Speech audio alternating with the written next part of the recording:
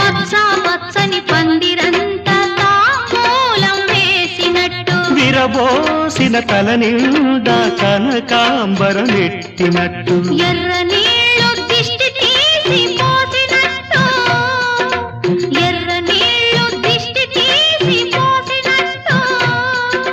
కర్పూరం హారతి ఇచ్చినట్టు ఆకాశం ఎందుకో